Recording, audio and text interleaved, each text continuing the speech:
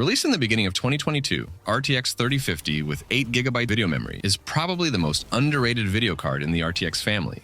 It launched during very difficult times when all video cards were extremely overpriced and often out of stock. At that time, RTX 3050 had a terrible value for what it could offer in terms of performance, and that is how it got its bad reputation.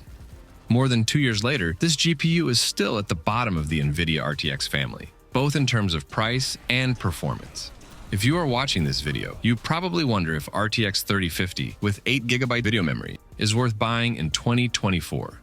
I am not going to tell you how good or how bad this video card is. Whether it is worth it depends on the performance you need, its price, the price of other GPUs, the games you usually play, your budget, and what else you are using your PC for. So instead of giving you my subjective opinion, I will show you what this GPU is capable of with tests in 20 games from different genres. Please keep in mind that I am using a relatively powerful CPU. If you have a much slower CPU, you may not get the performance you are about to see, especially in games that utilize more CPU power by design. With RTX 3050, you can play Age of Empires 4 at up to 1440p resolution. I like to play this game at minimum 100 average FPS, which at 1080p is achievable with high settings and at 1440p with medium graphics settings. The performance is consistent, and the game runs very well. At 4K, the FPS drops a lot, and RTX 3050 is not able to keep the needed FPS. For that game and resolution, you will need at least RTX 4060 or another model with similar performance. A Plague Tale is a very GPU-demanding game. 4K resolution is not an option. You can play the game at 1440p if you use the low graphics preset. That will keep the FPS above 60, and the game still looks very good.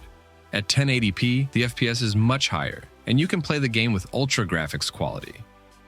Assassin's Creed Valhalla is another GPU-demanding game where 4K resolution is not an option. But at 1080p and 1440p resolution, RTX 3050 runs the game very well without too much sacrifice in terms of image quality. Medium settings provides a stable FPS above 60 in both resolutions. RTX 3050 is a terrible choice if you want to play Call of Duty Modern Warfare 3 or Warzone. It can't provide a reasonable FPS at 1440p resolution, even with DLSS enabled. The performance at 1080p is also not good. To reach around 144 FPS, you need to set the graphics so low that the game looks very bad. This is the only game where I couldn't achieve the needed FPS at 1080p resolution with acceptable image quality.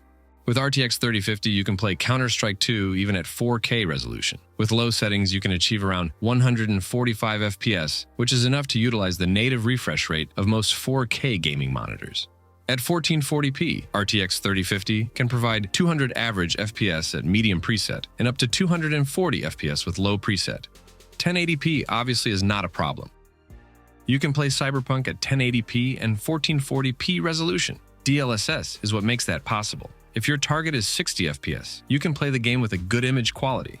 DLSS does a very good job in another popular game, Diablo 4. You can play the game even at 4K resolution with low settings and DLSS set to quality. If you keep DLSS enabled, you can play Diablo 4 at 1440p resolution with very high graphics settings. With RTX 3050, you can also play Elden Ring at up to 1440p resolution without a problem. 60 FPS is achievable with medium preset at 1440p and with high preset at 1080p.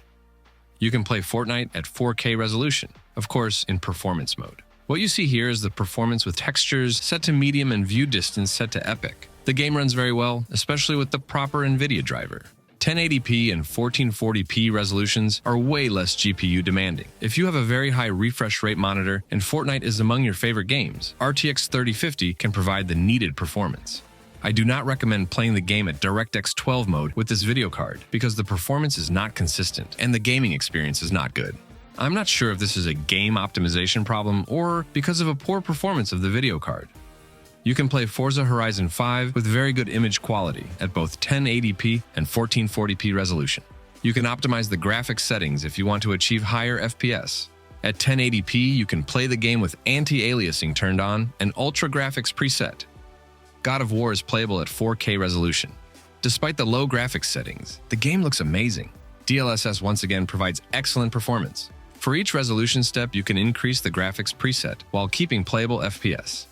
Very similar is the situation with Horizon Zero Dawn. You can play the game at up to 4K resolution thanks to DLSS. RTX 3050 is not the right choice for New World. You need to play the game with low graphics settings, but with that, the game doesn't look good in my opinion. Overwatch runs great at all resolutions up to 4K, with consistent performance and good image quality. You have plenty of options to optimize the graphics settings to utilize the refresh rate of your monitor. At 1080p using DLSS is not mandatory, but I like to keep it enabled. Playerunknown's Battlegrounds is playable at 4K, but you will probably want higher FPS than what you see here. In that case, you will need a stronger GPU. In my opinion, RTX 3050 is not a good choice for that game.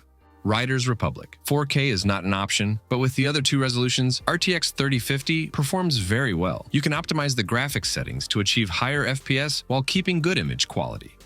The finals is a challenge for RTX 3050. It is playable only at 1080p resolution, but only if you set the image quality to minimum. At 4K, Witcher 3 is very GPU demanding, but with lowest settings, RTX 3050 is able to keep around 60 FPS. At 1440p and 1080p, you can play the game with very high graphics settings. Similar to Counter-Strike 2 and other CPU-demanding games, RTX 3050 provides great performance in Valorant. Here you can see that you can play the game at 4K with maximum graphics settings. Only the anti-aliasing is turned off, but that doesn't matter at that resolution. The last game I want to show you is World of Warcraft and its Dragonflight expansion.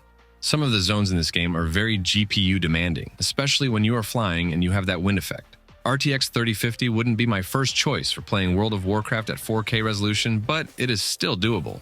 At 1440p, you can play the game with a proper combination of medium settings and at 1080p with optimized high settings.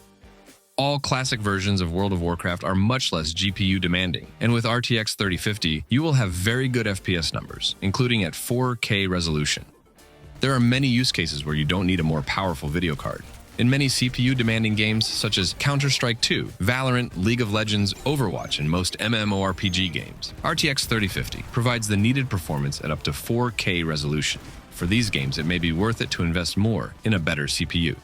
RTX 3050 is also very small in size. That makes it a great choice for compact desktop systems. It is very power efficient, so you don't need a very expensive power supply unit. It also runs at relatively low temperatures and is very quiet. After seeing how RTX 3050 performs in 20 games, now you can decide whether or not it is a good choice for you. I hope this video was helpful. If that is the case, please hit the like button. If you have any questions regarding RTX 3050, feel free to ask in the comments below. Thanks for watching, and I will see you in the next one.